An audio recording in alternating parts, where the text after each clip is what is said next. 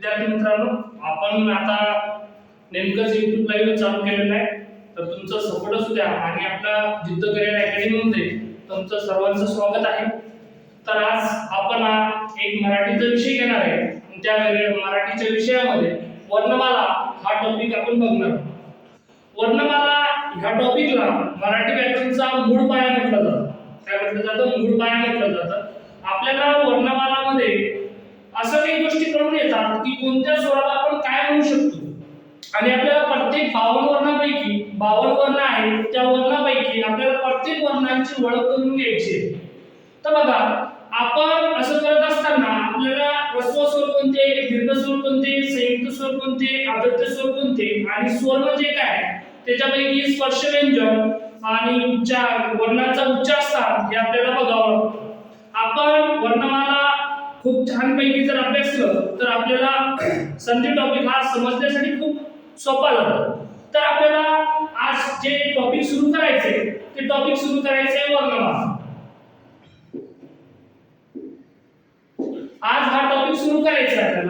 आपल्याला वर्णमाला शिकत असताना आपल्याला हे कळलं पाहिजे वर्ण लिहिण्याची पद्धत कशी आहे आणि आपल्याला वर्ण लिहिता आले पाहिजे. तर बघा, आपल्याला वर्णमाला लिहायचे हे जाणून घ्या पहिले की वर्णमाला किती आहे. एकूण टोटल ते 52 आहे. किती आहे? 52. आणि मूळ मराठी व्याकरण मध्ये आणि आधुनिक मराठी व्याकरण मध्ये 48 वर्ण सांगितले जात होते. पण त्याच्यामध्ये काही स्वरांचा मिक्स झालेला आहे, काही वर्णांचा त्याच्यामध्ये समावेश झालेला आहे. ते सुद्धा आपण बघणार आहोत. तर बघा, आपण पहिले वर्णमाला शिकत असताना इथे 52 च्या 52 वर्ण लिहून घ्यायचे. तर आपल्याला 52 च्या 52 वर्ण लिहून घ्यायचे आणि त्या वर्णामधून आपल्याला ओळख करायची की कोणता वर्ण कोणता आहे. तर सर्वप्रथम ठिकाणी आपण या ठिकाणी स्वर लिहून घेणार आहोत. तर स्वर कसे लिहायचे? तर बघा, आपला पहिला स्वर अ पासून स्टार्ट होतो. कशापासून स्टार्ट होते? तर अ पासून स्टार्ट होते. अ, आ, ई, ई, उ, ऊ, ए, आ, ऐ, ओ, औ, आणि आह. ध्यानला काय म्हणतात? स्वर म्हणतात. एकूण टोटल स्वर किती आहेत? आपण तर 14च म्हणतो, पण या ठिकाणी हे दोन जे स्वर आहेत, आ आणि ओ, हे दोन जे स्वर आहेत ते स्वरांना आपण इंग्रजी भाषेकडून स्वीकारलेले आणि यांचा समावेश म पा सबनीस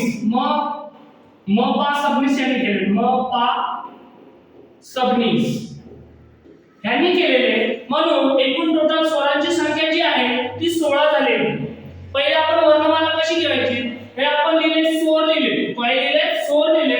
आता आपण आपल्याला खालचे वर्ण लिहायचे. आता बघा, वर्णमाला लिहत असताना आपल्याला गट तयार करता आले पाहिजे. गट कसे तयार करायचे? क, च, ट, त, प. बघा, क, च, ट, त आणि प. बघा, आता क म्हणजे क च्या वर्गामध्ये किती वर्ण आहेत, च च्या वर्गामध्ये किती वर्ण आहेत, ट च्या वर्गामध्ये किती वर्ण आहेत, त च्या वर्गामध्ये किती वर्ण आहेत आणि प च्या वर्गामध्ये किती वर्ण आहेत हे आपल्याला लिहायचे. पहिले लिहत असताना क, च, ट, त, प हे 5 वर्ण आपल्याला लक्षात ठेवायचे. आता 5 वर्ण. आता क च्या वर्गातील वर्ण लिहिणार आहोत. क, ख, ग, घ आणि य. हे क च्या वर्गातील वर्ण आहेत. त्याच्यानंतर च, च, ज, झ आणि ञ. त्याच्यानंतर ट च्या वर्गामध्ये ट, ठ, ड, ध आणि न. त्याच्यानंतर त, थ, द, ध आणि न. त्याच्यानंतर प च्या वर्गातील वर्ण आपण लिहिणार आहोत. प, फ, ब, भ आणि म.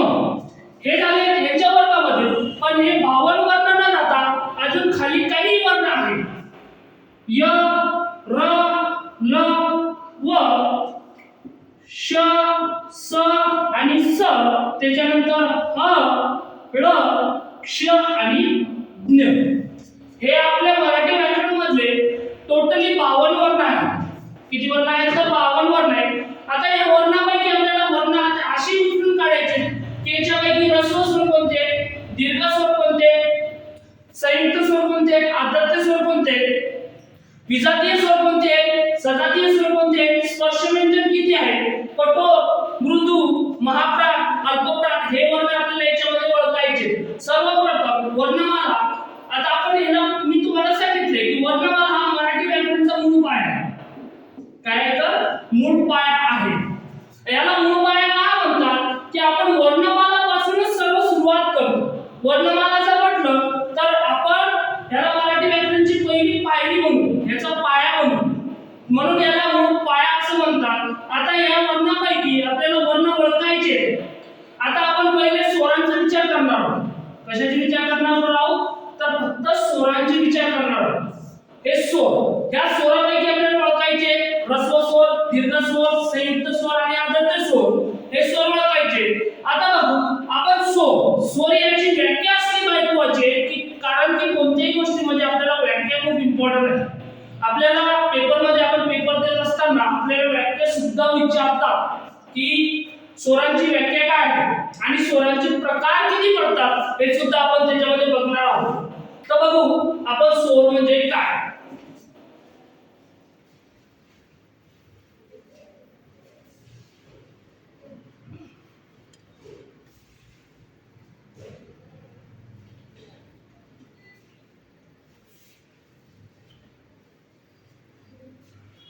आता आपण बघणार आहोत स्वर. या ठिकाणी आपण स्वर सुद्धा बघितले. स्वर कोणते, एकूण 14 म्हणायचे, पण आणि अ हे दोन स्वर मिक्स होऊन हे स्वरांची संख्या ही 16 झालेली आहे. किती झालेली आहे, तर 16 झालेली आहे. आता आपल्याला बघायचं स्वर म्हणजे काय. ज्या वर्णांचा उच्चार स्वतंत्रपणे केला जातो, ज्या वर्णांचा उच्चार स्वतंत्रपणे केला जातो त्याला म्हणायचं स्वर. की त्याला कोणत्या स्वराची आवश्यकता नसते. परत आता हा स्वर, हा अ हा स्वर आहे, त्याला कोणत्याच व्यंजनाची किंवा कशाचीच गरज नसते. त्याचा उच्चार आपण स्वतंत्रपणे केला जातो म्हणून त्याला स्वर म्हणतात. आता बघा व्यंजनांना अक्षरत्व प्राप्त होण्यासाठी किंवा त्यांना उच्चार करण्यासाठी स्वरांची आवश्यकता भासवते. आता क, आता हा काय, याच्यामध्ये याची जर फोड करायची सांगितली तर त्याची फोड येणार क प्लस अ बरोबर क. तर बघा आपण हा क जो लिहिलेला आहे त्याचा पाय इथे मोडलेला आहे, याचा स्वतंत्र उच्चार होत नाही. याला म्हणायचं व्यंजन. त्याला काय म्हणायचंय, व्यंजन म्हणायचे. याच्यामध्ये याला अक्षरत्व प्राप्त होण्यासाठी किंवा याचा उच्चार करण्यासाठी याच्यामध्ये स्वर असणं खूप इम्पॉर्टंट आहे. याच्यामध्ये स्वर नसेल तर आपण याचा स्वतंत्र उच्चार करू शकत नाही. हा मात्र आपण स्वरांचा स्वतंत्र उच्चार करू शकतो पण व्यंजनांचा स्वतंत्र उच्चार आपण करू शकत नाही. म्हणून स्वरला ज्या वर्णांचा उच्चार स्वतंत्रपणे केला जातो त्याला म्हणायचं आपल्याला स्वर म्हणायचे. काय म्हणायचे, स्वर म्हणायचे. तर बघू आपण स्वर. आपण या ठिकाणी स्वर म्हणजे काय सुद्धा बघितलंय आणि स्वर सुद्धा लिहून बघितले. आता बघू आपण स्वरांचे प्रकार. स्वरांचे मुख्य प्रकार 3 आहेत. किती आहेत तर 3 प्रकार आहेत. एक प्रकार पडतो स्वरूपावरून, दुसरा प्रकार पडतो उच्चारावरून आणि तिसरा प्रकार पडतो उत्पत्तीवरून.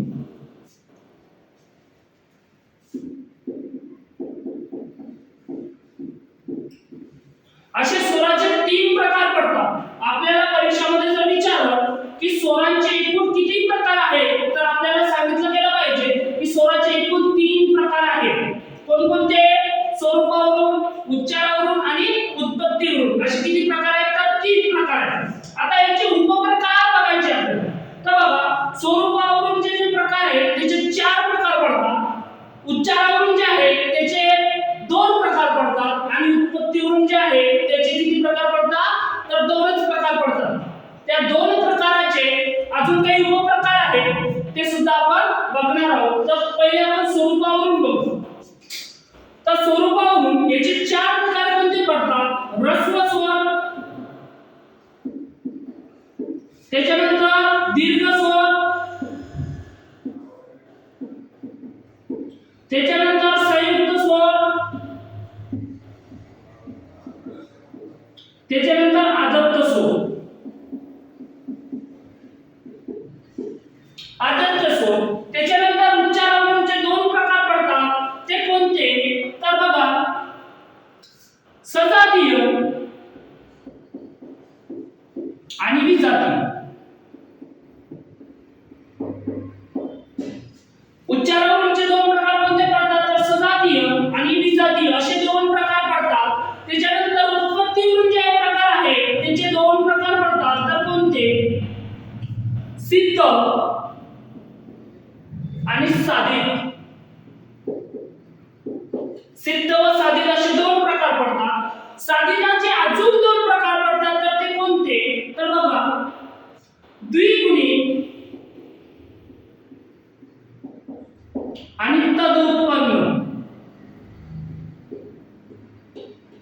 असे प्रकार पडतात. बघा, आपल्याला परीक्षेमध्ये विचारतात की स्वराचे प्रकार किती तर 3, स्वरूपावरून, उच्चारावरून आणि उत्पत्तीवरून. तर बघा, स्वरूपावरूनचे उपप्रकार किती, स्वरूपावरून जे प्रकार आहेत त्याचे उपप्रकार किती आहेत तर 4. कोणते, ह्रस्व स्वर, दीर्घ स्वर, संयुक्त स्वर आणि आदत्त स्वर. त्याच्यानंतर उच्चारावरून प्रकार हा प्रकार पडतो. त्याचे उपप्रकार किती आहेत तर 2 आहेत. कोणते, सजातीय आणि विजातीय. त्याच्यानंतर उत्पत्तीवरून जे प्रकार पडतात त्याचे 2 प्रकार आहेत, सिद्ध आणि साधित. सिद्ध म्हणजे कशापासून साधलेलं गेलेलं नाही, ते पहिल्यापासून सिद्धच असते, ते कशापासून साधलेलं नाही. आणि साधित, साधिताचे अजून उपप्रकार 2 पडतात, द्विगुणित आणि तदुत्पन्न. आपल्याला हे प्रकार लक्षात ठेवणे आवश्यक आहे. तर विद्यार्थी मित्रांनो, मला एवढंच सांगायचंय की मराठी व्याकरण शिकत असताना आपल्याला माहिती असायला पाहिजे की आपल्याला काय शिकायचं आणि कोणत्या प्रकारे शिकायचे आणि कसले प्रकार आपल्याला बघायचे, हे खूप महत्त्वाचं आहे. मराठी व्याकरणाचा अभ्यास करत असताना आपल्याला माहिती असलं पाहिजे की स्वरूपावरून याची व्याख्या काय आहे, ह्रस्व स्वर कोणाला म्हणतात, ह्रस्व स्वर कोणाला म्हणतात हे माहिती असून उपयोग नाही. तर त्याची व्याख्या का बरं म्हणतात. 52 वर्णापैकी ह्रस्व स्वर किती आहेत तर 5 आहेत. किती आहेत तर 5 आहेत. मग त्या 5 वर्णांनाच ह्रस्व स्वर का बरं म्हणतात हे आपल्याला माहिती असणे आवश्यक आहे. आपण या सर्वांचे एक एक टॉपिक बघणार आहोत, यांची व्याख्या सुद्धा बघणार आहोत की ह्रस्व स्वर कोणाला म्हणतात, दीर्घ स्वर कोणाला म्हणतात, संयुक्त स्वर कोणाला म्हणतात आणि आदत्त स्वर कोणाला म्हणतात हे सुद्धा आपण बघणार आहोत. त्याच्यानंतर सजातीय स्वर आपण सुद्धा बघणार आहोत, विजातीय स्वर सुद्धा आपण बघणार आहोत. त्याच्यानंतर उत्पत्तीवरून, सिद्ध आणि साधित, द्विगुणित आणि तदुत्पन्न. आता आपण प्रत्येक टॉपिक जो आहे तो सेपरेट घेऊन बघू या ठिकाणी. तर बघा,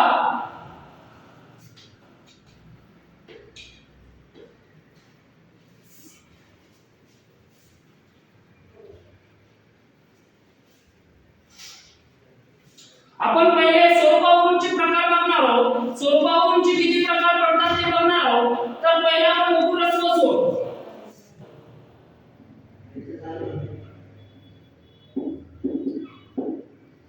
हे प्रकार आपण बघणार आहोत. आता बघा, ह्रस्व स्वर म्हणजे काय, ज्या वर्णांचा उच्चार करण्यास कमी कालावधी लागतो, ज्या वर्णांचा उच्चार करण्यास कमी कालावधी लागतो त्याला म्हणायचे ह्रस्व स्वर म्हणायचे. काय म्हणायचे, ह्रस्व स्वर. की 52 वर्णापैकी अशी कोणती वर्ण आहे की ज्याचा उच्चार करत असताना त्याला कालावधी कमी लागतो किंवा एक मात्रा लागतो. तर बघा, आता मात्राचा आपण प्रॉब्लेम सॉल्व्ह करून घेऊ. हा आई म्हणजे एक मात्रा आणि हा आय म्हणजे 2 मात्रा. मग यापैकी ह्रस्व स्वरांना हा मात्रा लागत असेल आणि त्याला उच्चार करण्यास कमी कालावधी लागत असेल तर त्याला काय म्हणायचं, आपल्याला ह्रस्व स्वर म्हणायचे. काय म्हणायचे, ह्रस्व स्वर. की ज्या वर्णांचा उच्चार करण्यास कमी कालावधी किंवा एक मात्रा लागतो त्याला म्हणायचे ह्रस्व स्वर. काय म्हणायचे, ह्रस्व स्वर म्हणायचे. तर बघा, ह्रस्व स्वर मराठी व्याकरणामध्ये 5 आहे. किती आहे, 5 आहे. अ, ई, उ, ऋ आणि लू हे काय ह्रस्व स्वर आहे. तर ह्रस्व स्वर किती आहेत, 5 आहेत. 1 2 3 4 आणि 5. एकूण ह्रस्व स्वर किती आहेत तर 5. आता बघा, आपण ह्रस्व स्वर शिकलो तर आपल्याला माहिती ह्रस्व स्वर किती आहेत 5 आहेत. पण आयोगाने आपल्याला असा प्रश्न विचारला की ह्या 52 वर्णांपैकी ह्या 5च वर्णांना का ह्रस्व स्वर म्हणतात, तर याच्यासाठी आपल्याला वाक्यपाठ असणे खूप इम्पॉर्टंट आहे. तर यांनाच काय म्हणतात की ह्या वर्णांचा उच्चार करण्यास कमी कालावधी लागतो किंवा एकच मात्रा लागतो, त्याला काय म्हणायचे ह्रस्व स्वर म्हणायचे. समजलं ह्रस्व स्वर कोणाला म्हणतात का, ज्याचा कालावधी कमी असतो आणि त्याला एक मात्रा लागतो, त्याला म्हणायचे ह्रस्व स्वर. काय म्हणायचे ह्रस्व स्वर. ह्रस्व स्वर किती आहे 5 आहे. किती आहे 5. कोणते अ इ उ ऋ आणि लू, याला म्हणायचे ह्रस्व स्वर. आता बघणार आपण दीर्घ स्वर. हा पहिला उपप्रकार झाला. हा दुसरा उपप्रकार बघायचा आपल्याला दीर्घ स्वर. दीर्घ स्वर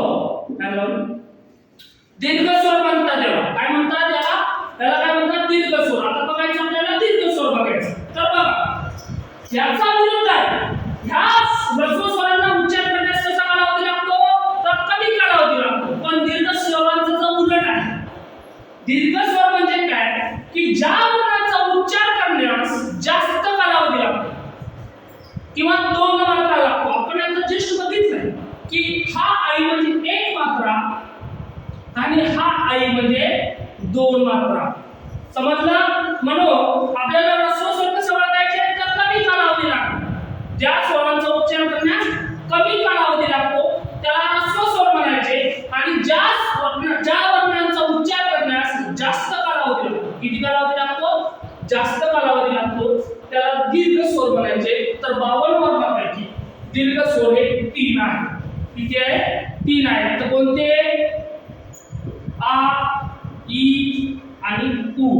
किती आहे 3 आहे. हे काय दीर्घ स्वर आहे.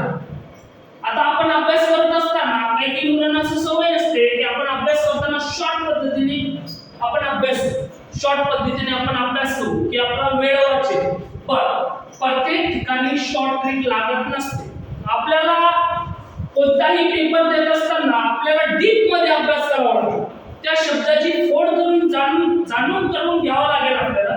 त्याच्यानंतरच आपल्याला कळेल की याच्यामध्ये काय आहे. आपण स्वतः परिपूर्ण झाल्यानंतर आपण स्वतःच शॉर्ट ट्रिक तयार करू शकतो. आपण स्वतः शॉर्ट ट्रिक्स तयार करू शकतो त्याच्यामध्ये. म्हणून आपल्याला त्या शब्दांची डीप जाणीव करून घेणे महत्त्वाचे आहे. तर बघा ह्या आता आयोगाने विचारलं की ह्या 3च वर्णांना किंवा स्वरांना दीर्घ स्वर का बरं म्हणतात, तर आपल्याला माहिती असणं आवश्यक आहे की या 3 स्वरांचा उच्चार कसा होतो, तर लांबट होतो. कसा होतो, लांबट होतो आणि त्याला 2 मात्रा लागतात. म्हणून त्याला दीर्घ स्वर म्हणतात. समजलं. दीर्घ स्वर कोणते बघा, ह्रस्व स्वर ओळखण्यासाठी कमी कालावधी लागतो. विचारले किती आहेत, तर 5 आहेत. विचारले कोणते, तर अ इ उ ऋ आणि लू. यांना एकच मात्रा लागतो आणि कमी कालावधी लागतो.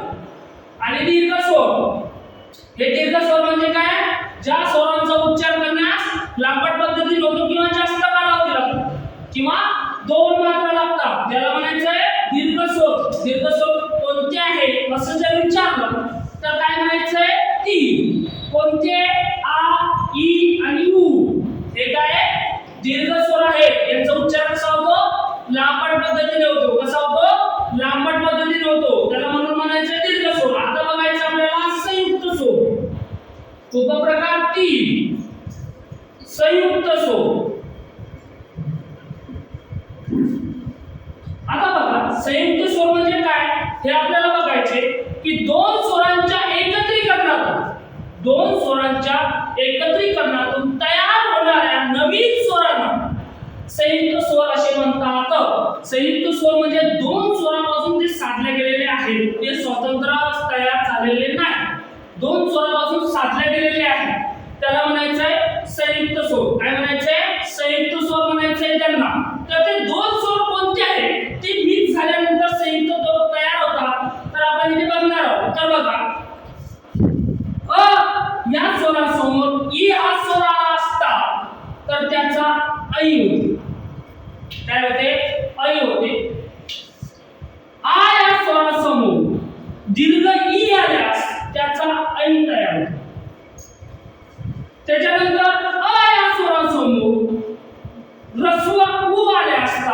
यांचा ओ तयार झाला. त्याच्यानंतर आ या स्वरासमोर दीर्घ ऊ आल्यास त्याचा काय होतो, ओ तयार होतो. आपल्याला व्याख्या माहिती आहे की दोन स्वरांच्या एकत्रीकरणातून तयार होणाऱ्या नवीन स्वरांना काय म्हणतो आपण, संयुक्त स्वर म्हणतोय. तर संयुक्त स्वर किती आहे, 4 आहे. किती आहे, 4. कोणते, ए, आई, ओ आणि औ. हे किती आहे, 4 आहे. पण हे स्वतंत्र आहेत का, नाही. काऊन करा की दोन स्वरांच्या एकत्रीकरणातून तयार झालेले. तर ते दोन स्वर कोणते, तर हे अ, ई पासून काय झालेले, ए झालेले. आ आणि दीर्घ ई मध्ये मिक्स झाल्यानंतर ए तयार झालेले आहे. अ या स्वरासमोर रस्व ऊ झाला, मिक्स झाला, त्याच्यानंतर ओ तयार झालेले. त्याच्यानंतर आ, हा जो दीर्घ आ आहे आणि दीर्घ ऊ चं मिक्स झाल्यानंतर ओ तयार झालेले. तर संयुक्त स्वर किती आहे, 4 आहे. किती आहेत तर, 4 आहेत संयुक्त स्वर. आता आपल्याला इथे जरा बारकाईने लक्ष देण्याची खूप आवश्यकता आहे. आपल्याला आयोगाने एक प्रश्न विचारला की, तर बघा आपण दीर्घ स्वरांची व्याख्या बघितली की ज्या स्वरांचा उच्चार लांबट होतो किंवा जास्त कालावधी लागतो त्याला काय म्हणायचं, आपल्याला दीर्घ स्वर म्हणायचं. पण इथे जे संयुक्त स्वर आहे, इथे जे संयुक्त स्वर आहे यांचा सुद्धा उच्चार कसा होतो, लांबट होतो. कसा होतो, लांबट होतो. तर ह्यांचा समावेश सुद्धा दीर्घ स्वरामध्ये केला जातो. पण आपल्याला इथे काय लक्षात घ्यायचे की आपल्याला आयोगाने असा प्रश्न विचारला की दीर्घ प्लस संयुक्त किती स्वर आहे की ज्याचा उच्चार लांबट पद्धतीने होतो. दीर्घ प्लस संयुक्त, आयोगाने असा प्रश्न विचारला की दीर्घ प्लस संयुक्त स्वर किती आहे की ज्याचा उच्चार लांबट पद्धतीने होतो. तर आपल्याला टोटली काउंट करायचे. तर हे 3 आणि हे 4, एकूण टोटली उत्तर किती द्यायचे आपल्याला, 7. दीर्घ प्लस संयुक्त, दीर्घ प्लस संयुक्त ज्याचा उच्चार कसा होतो, लांबट होतो. तर किती सांगायचे आपल्याला, टोटली 7 सांगायचे. किती सांगायचे, 7. का की संयुक्त स्वरांचा उच्चार सुद्धा कसा होतो, लांबट होतो. म्हणून त्याचा समावेश कशामध्ये होता, दीर्घ मध्ये. पण स्वतंत्र स्वर जर विचारले आपल्याला, स्वतंत्र दीर्घ, फक्त निवड दीर्घ स्वर जर विचारले तर 3च सांगायचे. फक्त आपल्याला दीर्घ स्वर जर विचारले तर आपल्याला 3च स्वर सांगायचे. किती सांगायचे, 3 स्वर सांगायचे. आणि आपल्याला स्वतंत्र किंवा निवड फक्त संयुक्त स्वर विचारले तर 4च सांगायचे. किती सांगायचे, तर 4. आणि दीर्घ प्लस संयुक्त स्वर ज्याचा उच्चार लांबट पद्धतीने होतो असे स्वर किती आहे, तर आपल्याला सांगायचे 7. किती सांगायचे आपल्याला, 7 सांगायचे आहेत. बंद थोडं, 7 सांगायचे आहेत. बघा आता आपण संयुक्त स्वर सुद्धा बघितले, आता हे ह्रस्व स्वर सुद्धा बघितलेले आहे. तर आपल्या शेवटचं स्वरूपावरून जे प्रकार आहे ते आदत्त स्वर आहे. कोणतं आहे, आदत्त स्वर. तर आपण आदत्त स्वर कोणाला म्हणायचं, तर बघा आपण ह्रस्व झाला, दीर्घ झाला, संयुक्त आणि स्वरूपावरूनचा जो लांबचा प्रकार आहे तो आहे आदत्त स्वर. कोणता स्वर आहे, आदत्त स्वर. तर आपण पहिले आदत्त स्वरांची व्याख्या जाणून घेणार आहोत. तर बघा इंग्रजी भाषेकडून स्वीकारल्या जाणाऱ्या स्वरांना आपण आदत्त स्वर असं म्हणतो. काय म्हणतो, आदत्त स्वर. तर 52 वर्णापैकी तेव्हा मी जेव्हा वर्णमाला लिहिली होती तुम्हाला माहिती होतं आणि मी तिथे लिहिले होते की 52 वर्णापैकी कोणते 2 स्वर आहेत की इंग्रजी भाषेकडून स्वीकारलेले आहेत. तर कोणते, ä आणि अ.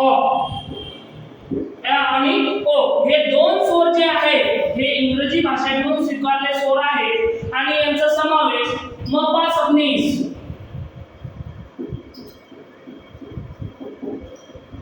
मपा सबनीस यांनी यांच्या वर्णमालामध्ये समावेश केलेला आहे. म्हणून यांना आदत्त स्वर म्हणतात. आणि हे कशाकडून आलेले, इंग्रजी भाषेकडून स्वीकारले जाणारे. आपण मराठीमध्ये प्रत्येक शब्द उच्चारतो, बॉक्स, त्याच्यानंतर बुक्स, त्याच्यामध्ये टेबल, असे आपल्याला टेबल मराठी व्याकरणामध्ये बॅकपेज म्हणतात. काय म्हणतात? बॅकपेज म्हणतात, आपण टेबल म्हणतो. समजलं? आपण आपल्या मराठी भाषा शुद्ध मराठी भाषा न वापरता त्याच्यामध्ये काही शब्द इंग्रजीचे सुद्धा उच्चारतो, तेव्हा त्या इंग्रजी शब्दामध्ये ह्या दोन स्वरांचा समावेश असतात. म्हणून यांना इंग्रजी भाषेतून स्वीकारलेले आहे आणि यांना आदर्श स्वर असे म्हणतात. म्हणून आपला एक टॉपिक आता इथे संपलेला आहे की स्वरांचे जो प्रकार आहे स्वरूपावरून त्याचे 4 प्रकार पडतात आणि या 4 प्रकारांपैकी आपण याच्यामध्ये बघितलेले आहे ह्रस्व स्वर म्हणजे काय, दीर्घ स्वर म्हणजे काय आणि संयुक्त आणि आदर्श हे स्वर आपण एक एक शब्द आणि एक एक स्वरांची फोड करून इथे जाणीव करून घेतलेले. तर बघा मराठी व्याकरणाचा अभ्यास करत असताना आपल्याला मराठी व्याकरण वाक्यसहित पाठ असणे खूप आवश्यक आहे. तर बघा याच्यामध्ये आपल्याला आयोगाचं विचारेल, आपल्याला ऑप्शन देणार. कसं ऑप्शन देणार?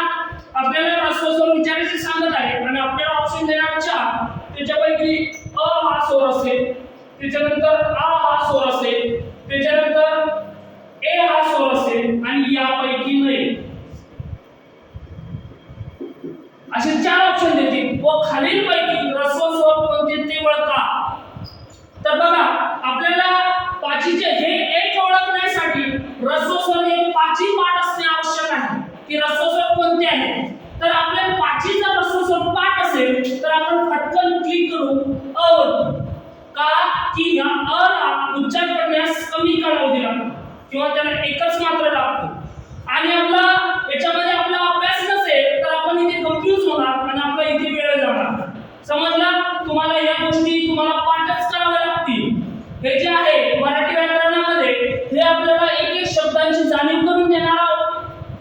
मराठी व्याकरण आहे की शब्दांची फोड कशी केली जाते हे आपण संधीमध्ये शिकणार आहोत. पण संधी हा टॉपिक शिकण्या अगोदर आपल्याला वर्णमालामध्ये आपल्याला दीर्घ स्वर कोणते, संयुक्त स्वर कोणते किंवा आदर्श स्वर कोणते याची जाणीव आणि कोणते स्वर आहेत याची जाणीव करून घेणे हे खूप आवश्यक आहे. कारण संधी ह्या टॉपिक मध्ये पूर्ण वर्णमालावरती आधारित टॉपिक आहे. याच्यानंतरच्या भागामध्ये आपण हे टॉपिक देणार आहोत. पहिले आपण मराठी व्याकरणाचा मूळ पाया ज्याला म्हणतात ती वर्णमाला हे आपण पूर्णतः जाणून घेणार आहोत. तर आपण बघणार आहोत आता दुसरा प्रकार, त्याचा उच्चारावरून जे प्रकार पडतात ते प्रकार आपण बघणार आहोत.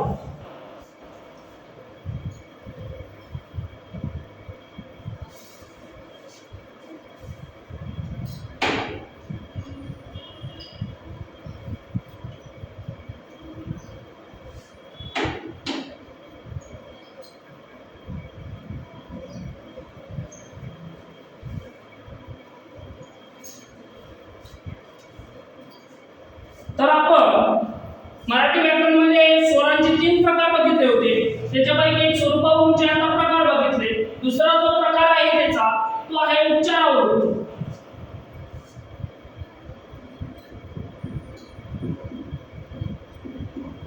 याचे प्रकार किती सांगितले मी तुम्हाला? तो कोणते? सजातीय आणि विजातीय. याचे किती प्रकार पडतात? 2. एक सजातीय आणि 2 विजातीय. आता बघा आपण पहिले बघणार आहोत सजातीय.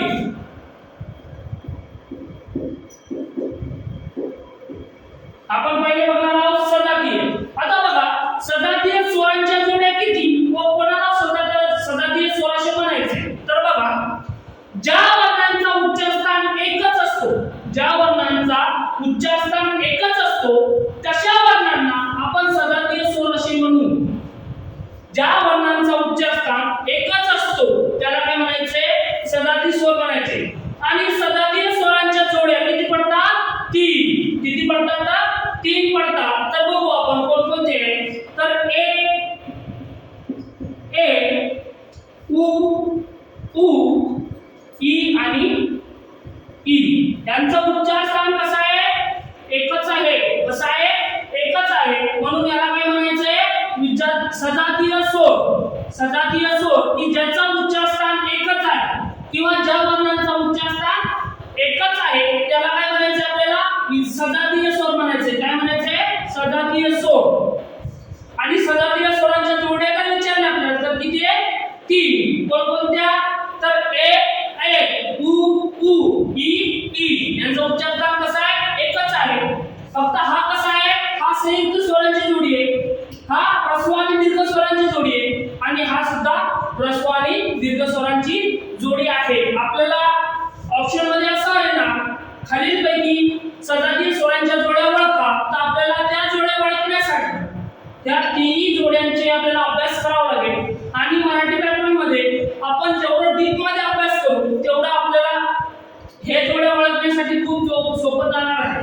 तर मी आशा करतो तुम्हाला की तुम्हाला हे सजातीय स्वरांच्या जोड्या समजल्या असतील आणि आपण नेक्स्ट बघणार आहोत विजातीय स्वर. तर बघा, विजातीय स्वर म्हणजे काय आपण आपल्या भाषेमध्ये जर सांगितलं तर बघा, सजातीय स्वर चा विजातीय स्वर हा ऑपोजिट आहे, म्हणजे विरुद्धार्थी आहे. सजातीय स्वरांच्या जोड्याचा उच्चार कसा असतो? एकच असतो. 20 मिनिटं झाले पण सांग. सजातीय स्वरांच्या उच्चार कसा असतो? एकच असतो. आणि विजातीय स्वरांच्या जोड्या किती असतात? याचा कसा असतो की ज्या वर्णाचा उच्चार भिन्न आहे, ज्या वर्णांचा उच्चार भिन्न आहे किंवा जोड्यांचा उच्चार भिन्न आहे त्याला म्हणायचं आहे विजातीय स्वर. आणि ज्या वर्णांचा उच्चार एकच आहे त्याला काय म्हणायचं आहे? सजातीय स्वर म्हणायचे. काय म्हणायचं आहे? सजातीय स्वर. तर याची जोड्या किती पडतात? तीन. आणि विजातीय स्वरांचा उच्चार कसा असतो? वेगळा असतो. तर तशा जोड्या कशा असतात? ए, ई, उ, ओ, ए, ई अशा विजातीय स्वरांच्या 72 ते 74 जोड्या पडतात. आपल्याला एखादा प्रश्न विचारला तर विजातीय स्वरांच्या जोड्या किती? तर 72 ते 74 जोड्या हा विजातीय स्वरांच्या पडतात. आणि सजातीय स्वरांच्या जोड्या किती? तर 3 पडतात. कोणकोणते? ए, ए झाला उच्चारस्थान एकच. उ, उ उच्चारस्थान एकच आहे. ई, ई हा उच्चारस्थान सुद्धा कसा आहे? एकच आहे. आणि विजातीय स्वरांची व्याख्या काय आहे की ज्या वर्णाचा उच्चारस्थान हा भिन्न असतो त्याला म्हणायचं विजातीय स्वर. तर बघा, ए, ई झाला उच्चारस्थान भिन्न. उ, ओ झाला उच्चारस्थान भिन्न. त्याच्यानंतर ए, ई अशा 72 ते 74 जोड्या कशाचे पडतात? विजातीय स्वरांच्या जोड्या पडतात. तर बघा मित्रांनो, आपण ह्या भाग 1 हा टॉपिक मध्ये आपण एवढे टॉपिक आता शिकलो.